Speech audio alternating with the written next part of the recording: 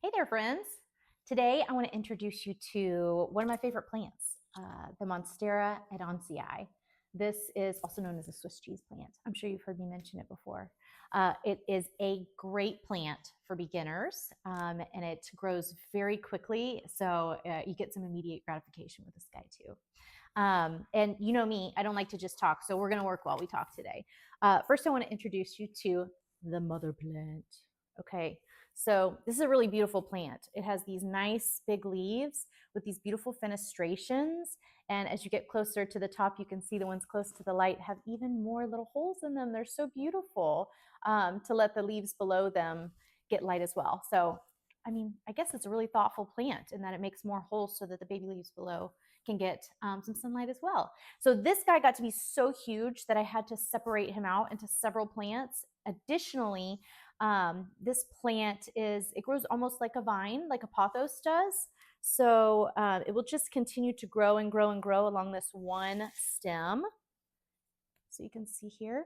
So you can either grow these up or you can let them hang down. It's personal preference. So most of mine I have growing up. This guy is kind of a bushier, right? But then we've got this guy over here who has a really tall moss pole. And I mean, look at the top there. I mean, it's so beautiful. As it's reaching for the sun, the leaves become more and more negative space and less actual leaves. This one lives in our bathroom, so they like some humidity in the air. It also has south-facing sun, which it loves. So it's right up next to the window. It loves that indirect, bright sunlight. The ones that are in our bathroom really have been thriving. So we've got this super tall one, and then I have this other guy who lives in the bathroom, and I'm trying to trick him with the sun to kind of grow in circles around his little moss pole, but I need to extend the moss pole soon too. So we'll talk about how we're going to extend and create moss poles today. I wanted to show you how I start them all. So I was telling you about these stems, right? We've got tons of stems on here, and they just keep growing and growing and growing. The new leaf grows off the tip of the vine, okay? So you've got leaf, leaf, leaf, leaf, and then the newest leaf will come right here off of that little bump. So what I like to do when they start to get too long is I propagate them. So you find your nodes. So we have a node just right here. So you find that node and then you trim right below the node and set that in water. Okay, so what does it look like in practice to actually chop and get these to root? So this is a little rooting Swiss cheese plant here. Let me show you what he looks like. He's been in here with his friend, the pothos, of course, because they're the best roommates ever. And they help to develop roots faster on any plant that's in the water with them. So you can see here, he's got these nice, strong white roots here, and then has some secondary roots growing off of those roots, right? So some babies. I'll probably let this guy go a little bit longer to develop that root system a little bit more. This is not the prettiest leaf, but you don't need the prettiest leaf to make a new plant. That's one of the things that's pretty amazing. So eventually, when this is a new plant, I'll trim this guy off. He'll have done his work and provided all the energy it needed to make a new plant, and we'll let him, rest in peace. So what's cool about this specific cutting is that because I trimmed the vine because the stem was damaged above, because I trimmed that vine, the plant is so smart. It says, oh no, our vine, which we need to continue growing leaves, is gone. And so it made this secondary little growth point activate. And so now that is going to grow the new plant. So this guy is basically, he's a little a ghost leaf, right? He can't grow anything else here. The stem is gone, but this guy will be the new stem. Weird, huh? Okay, so once you've got enough roots to plant that new little baby, you can put him right into your nursery pot. I like to put him in a nursery pot in a cup, a little solo cup, keeping it classy. So you plant that little guy in there, and he's going to start growing new leaves. All right. So for this one, the original leaf was right here, this little baby. But then he continued to grow, and then this one grew off of there, and then this one is about to open up. One of the crazy things about these Swiss cheese plants is sometimes this baby leaf will grow through one of the holes in a big leaf. So keep your eye on that when you're getting baby leaves and make sure that they have the room that they need to unfurl. Now, these guys like humidity, but when you have a leaf unfurling like this, you want to make sure that you're not misting it or getting it too humid, because if the moisture gets inside that rolled up leaf, sometimes it'll make the leaf rot before it opens, which is always so sad. I don't know if I have any right now. Oh, here's an example.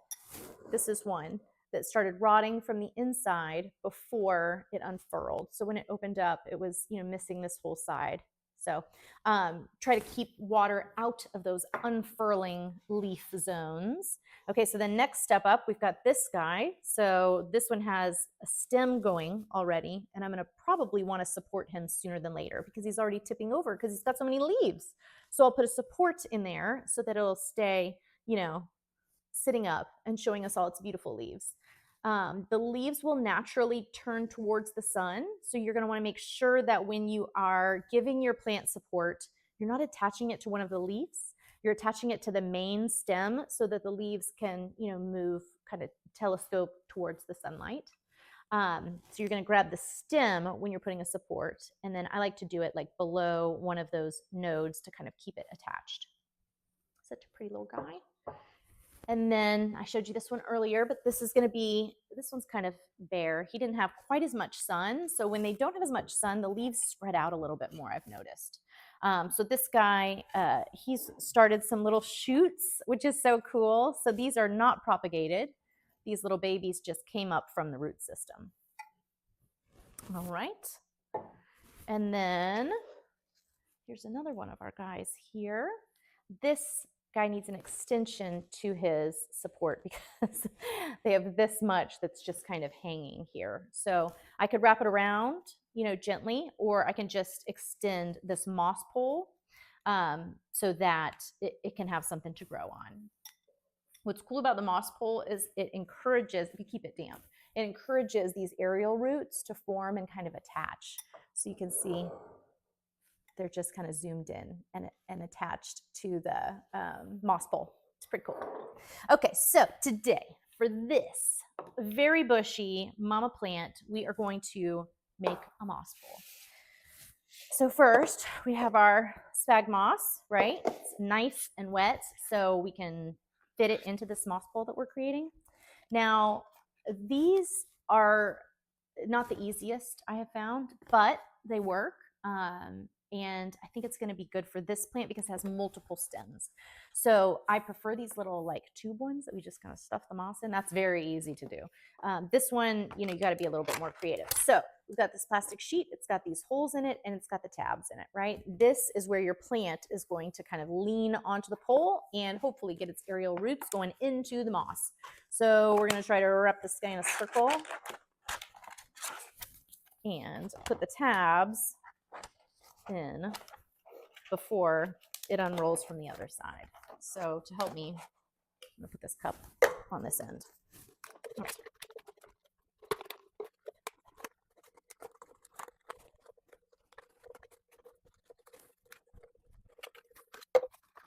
Whew. We did it. Hallelujah. Okay, so now we're going to start stuffing this guy with the wet sphagnum moss. Again, back in our cup for support, and then I just do it with my hands. I'm sure there's a more sophisticated and elegant way of doing this, but you're stuck with me today, and we're just going to do it like this. Now, some of your sphagnum moss may have some like stems. I like to pull those out if I can, like this one is too big.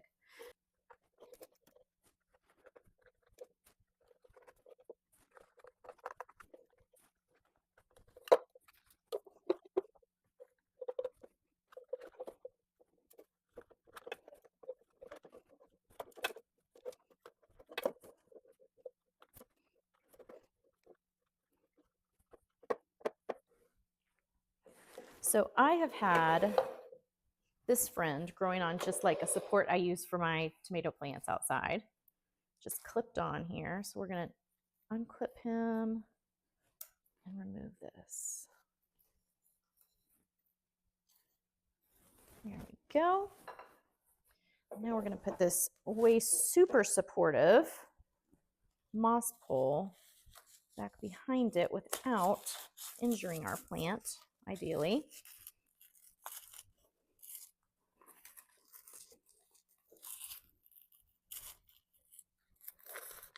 There we go. Okay, now we're going to take our twine, cut this into reasonable lengths to attach our plants to the moss pole. And then once the aerial roots have figured out what's going on, they will start growing towards the moss pole as an additional layer of support for the plant. That's what the aerial roots are supposed to do. It's supposed to help it stand up and continue to grow towards the sunlight. So we don't want to tie it too tight. Nobody likes that. And we've got these guys that I'm going to try to kind of turn a little bit. Again, we want to make sure that the leaves are able to move around. So I'm going to go under this one and around this one. There we go. And then we just have one more vine to attach. I'm already really liking the looks of this. The last string here. Oh my gosh, this vine is so tall. I had no idea how tall it was because it was kind of curled over there. So this guy's going to be too tall for this moss pole, like literally before I know it. Okay, here we go. All right, so we have everyone attached now. She looks great. And then once I set her in the window facing the sun, all of the leaves will turn towards the sun. Now, is this going to be sturdy enough to withstand like gale force winds? No, but it is good enough for this plant to continue to grow upwards towards the light. And as she grows taller and taller, her little leaves will get bigger as well. So I don't know if you can tell on this one, but these top leaves are so big. I love it. So this is just another version of our Monstera plant. There's a lot of varieties out there. We have a couple here, but today this Swiss cheese plant is just one of my favorites, and I encourage you guys to go and grab one. I mean, you can find them anywhere. They're going to be at your big box stores, your little nurseries, and it's a pretty forgiving plant for new plant people. Again, make sure that you're using a well-draining soil for these guys. They don't like wet roots. But they also don't like to dry out. So they love humidity. And then if you're checking to see if it's ready to water, you're going to want to put your finger in and see if it's moist about an inch down. If it is, then it's time for water. And she'll just perk right up after you give her a little water, a little drink. All right. Well, thank you guys so much. I can't wait to hear about your Swiss cheese plant adventures. And if there are any plants that you'd love to hear more about, or if you'd like to see if they're in my collection, then just drop it in the comments. And don't forget to like and subscribe. Thanks, you guys.